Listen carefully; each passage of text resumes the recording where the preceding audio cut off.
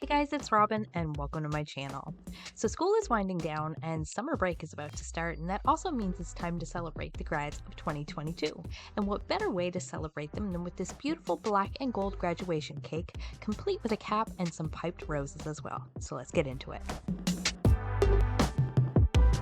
So for today's cake, we're starting out with three 6-inch vanilla cake layers, and I'm just going to begin by leveling these out and then setting these cake scraps off to the side because we may need these later on, and I will explain that in just a moment.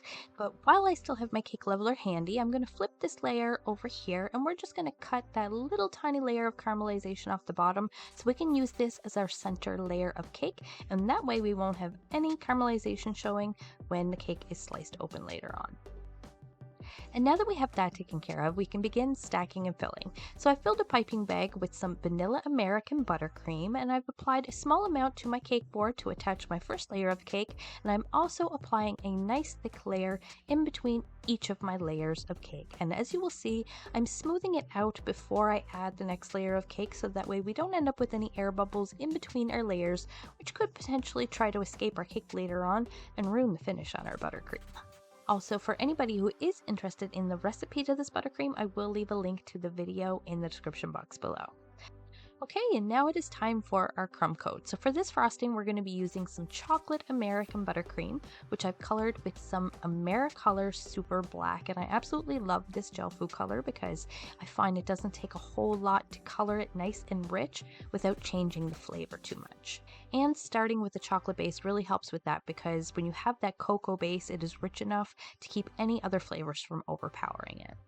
Okay, so we're just applying this crumb coat with a small offset spatula, and we're not trying to make it perfect. It doesn't have to look pretty because we'll be adding another coat in just a little bit.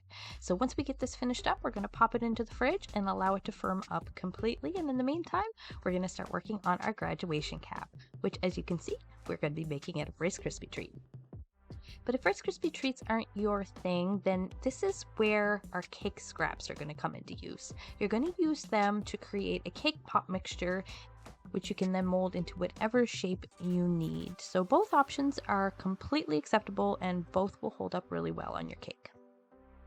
So now that we have our shape taken care of, it's time to cover whichever medium we're choosing to use in fondant. But if you're going to use cake pop mixture, you're probably going to want to cover it in a little bit of buttercream first, just to help it stick. But this is fairly sticky on its own, so we don't have to worry about it. We just need to make sure our fondant is thick enough so that way the Rice Krispie treat doesn't tear it as we drape it down over the sides.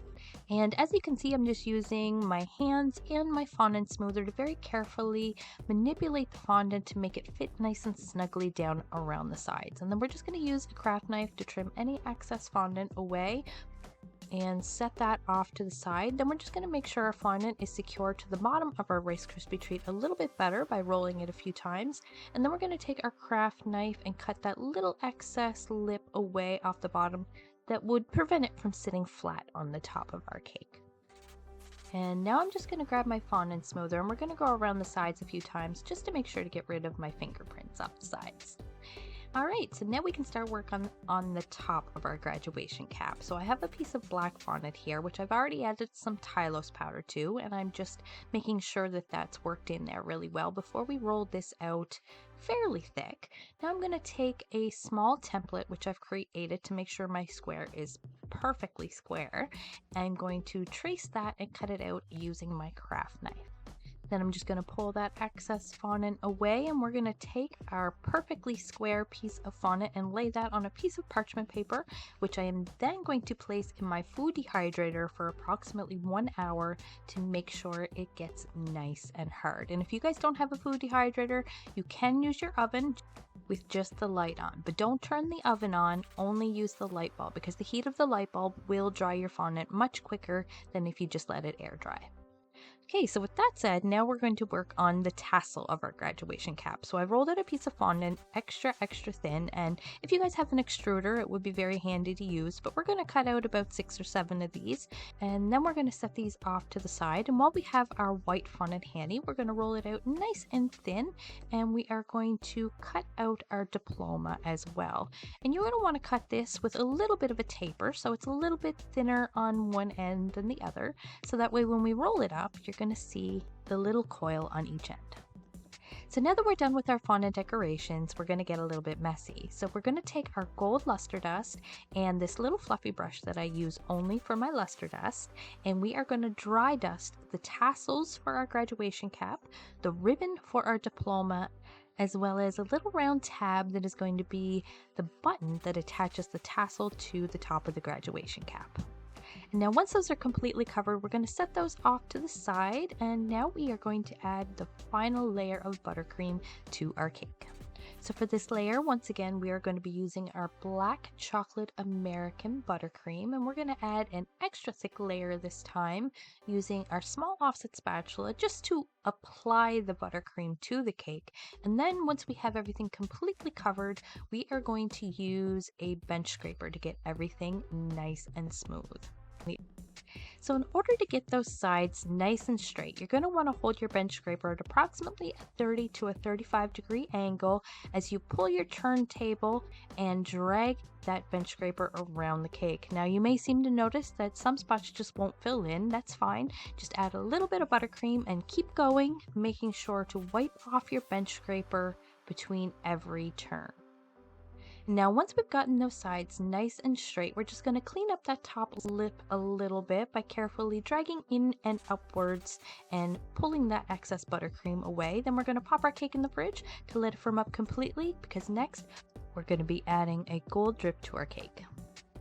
So not everything in the caking world is pretty, and I thought I would humble myself a little bit and show you guys my mistakes. So my first two drips here, we'll just say they're less than perfect because drips are just not my forte. So I will leave a link down below to the video recipe that I used, but for the first two drips, I went with a lemon extract base, and my ratios I think were really off, and it just didn't work out for me, so I switched back to vanilla, and that's what I finished off the rest of the cake with. So learn from my mistakes, play with your ratios, and try it out on something else before you put it on your cake. Alright, so with that said, we can now begin assembling our decorative components. So I've added hat and I've attached the top using just a tiny little bit of water. Then I have placed the diploma just underneath because we want to get that in place before we hang our tassel, which as you can see I've draped over the side, gave them a little pinch where I wanted to join them together at the top. Then I snipped away the excess fondant I don't need, used a tiny dab of water to secure it all together, and then stuck that little button on top. And now this next part is optional, but I thought it was a nice touch. I made this beautiful personalized message for the front of our cake. And now we're going to complete the look with some hand-piped white roses, and I've added some Wilton's white food color to make these extra bright, and we're using a number 104 piping tip to create the petals. So you're going to go ahead and create about 5 or 6 of those, and we're just going to use a small dab of buttercream to stick those into place, and I've actually froze these so they were easy to handle and stick onto the cake. Well, that is it for today's video. I absolutely love how this cake turned out, although my gold drip isn't quite as good as I would like it to be. I think it all came together fairly well, and I hope this is a really easy one for you guys to recreate, or at the very least brings about some inspiration for all of you. So if you guys liked the video and would like to show some support, here's what you can all do. Show us some love by leaving a thumbs up or a comment, and if you really like the video, don't forget to hit that subscribe button and ring the bell too. Or perhaps consider sending a super thanks. Even the smallest contribution is the biggest help. So thank you, and thanks for watching, guys. See you on the next one.